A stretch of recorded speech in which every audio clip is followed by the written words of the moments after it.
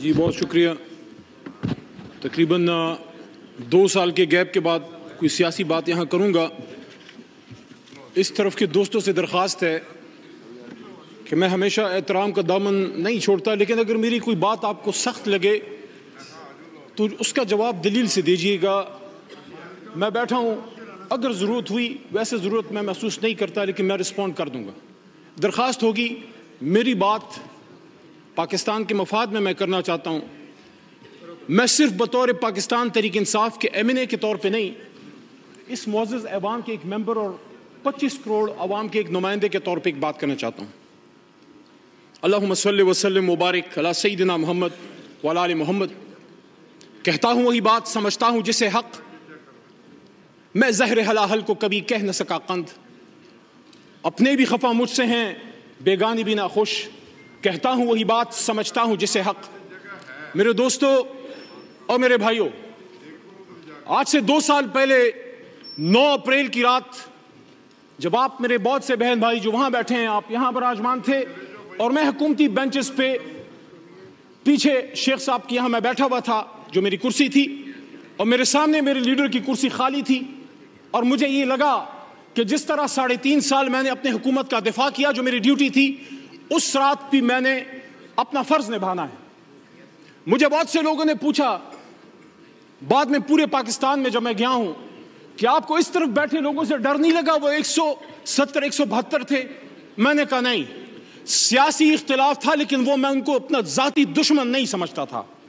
تو آج جو میں یہ بات کرنا چاہ رہا ہوں وہ یہ ہے کہ جب پچھلے 2 سال کی طرف میں مڑ کے دیکھتا ہوں تو مجھے وہی کہانی، خورشید شاہ صاحب آپ کی بھی توجہ چاہیے، آپ میرے قائد حزب اختلاف رہے ہیں، تو مجھے وہی کہانی ریپلیکیٹ ہوتی نظر آتی ہے جو آج سے 50 سال پہلے اس ایوان کے ایک منتخب قائد ایوان کو جب پھانسی کے تختہ دار پہ لٹکایا گیا.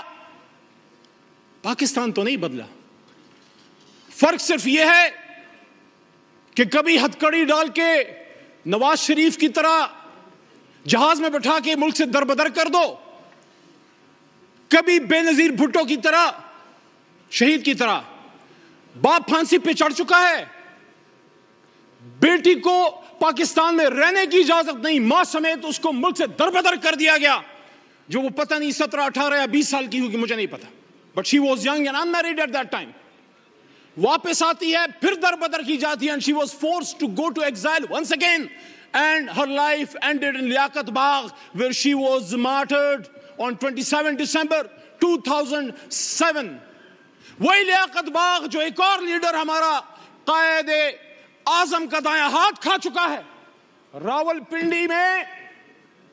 راولپنڈی جہاں سے پاکستان کو مضبوط ہونا تھا، مضبوط ہونا ہے اور مضبوط ہوگا، اسی راولپنڈی میں لیاقت علی خان شہید ہوا. وہی لیاقت علی خان جو مجھے اعزاز حاصل ہے، میرا دادا پیر محمد خان اس کا قائد اعظم کا ایک ادنا کارکن تھا. لیاقت علی خان صاحب تحریک پاکستان میں میرے گاؤں، اور آپ کو سر پتہ ہے، آپ علاقے کو جانتے ہیں، میرے گاؤں امیر مقام صاحب سے مخاطب ہوں. یہ سوات جب جاتے ہیں ہاتھیان اور شیرگڑھ سے آپ گزرتے ہیں میرے بھائی، میرے گاؤں لیاقت علی خان صاحب آئے، میرے گھر میں قیام کیا. سردار عبدالرب نشتر ان کے ساتھ تھے، اور وہاں سے 47 میں قافلے گئے پاکستان کو آزاد کرنے کے لیے. منٹو پارک جس کو پھر بعد میں وہاں مینار پاکستان بنا، وہاں پیر محمد صاحب، غلام محمد خان لوکھوڑ اور خیبر پختونخوا سے مسلم لیگ کے قافلے لے کے گئے. وہی میرے لیڈر عمران خان صاحب کے والد اکرام اللہ نیازی بھی وہاں موجود تھے. تو جب ہم بھی پاکستان بنانے والے ہیں، آپ بھی پاکستان بنانے والے ہیں، تو پھر بار بار کیوں ہمیں یہ کہنے کی ضرورت پڑتی ہے کہ نثار میں تیری گلیوں کے اے وطن جہاں چلی ہے رسم، کہ کوئی نہ سر اٹھا کے چلے، جو کوئی چاہنے والا طواف کو نکلے، نظر چرا کے چلے، جسم جا بچا کے چلے.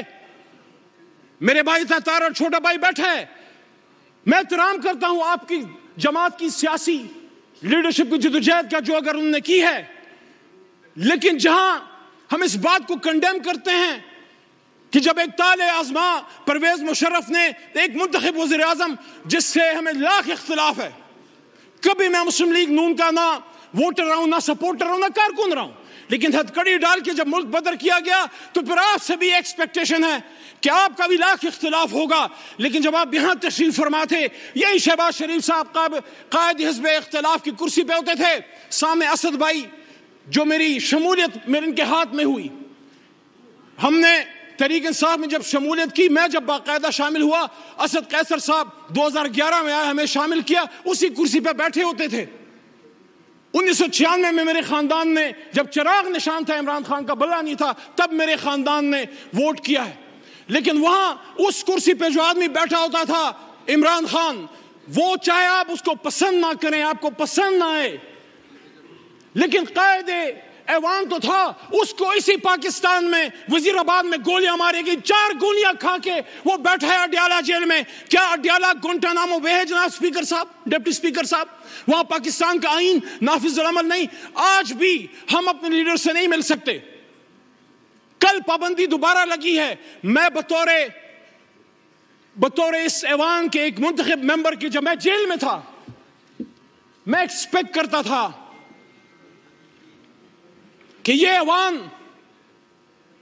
عمران خان کے لیے نہیں، اپنے ایک سابق قائد ایوان کے لیے کھڑا ہوگا، یہاں سے مذمتی قراردادیں پاس ہوں گی، اور یہاں ووٹ کو عزت دو کہ ہمارے ساتھی یا بینظیر بھٹو اور بھٹو صاحب کی، ان کی المناک جو حادثات ہوئے ہیں، ان کے دائی، ان کے امین کھڑے ہوں گے اور وہ کنڈیم کریں گے اور وہ ڈیمانڈ کریں گے کہ پاکستان کے ایک سابق وزیر اعظم پہ جانی حملہ کس نے کیا، یہ کس کا سیکیورٹی فیلئر ہے۔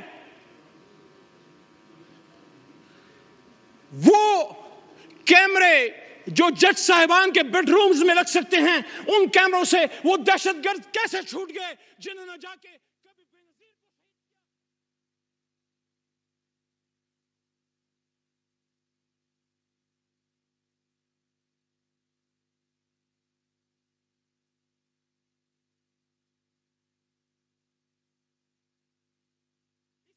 کی تصویر کو لگا کے پاکستان کے لوگوں کے اوپر بوٹوں سے ان کو روندا جاتا ہے۔ کسی کو شک ہے تو کل جا کے آزاد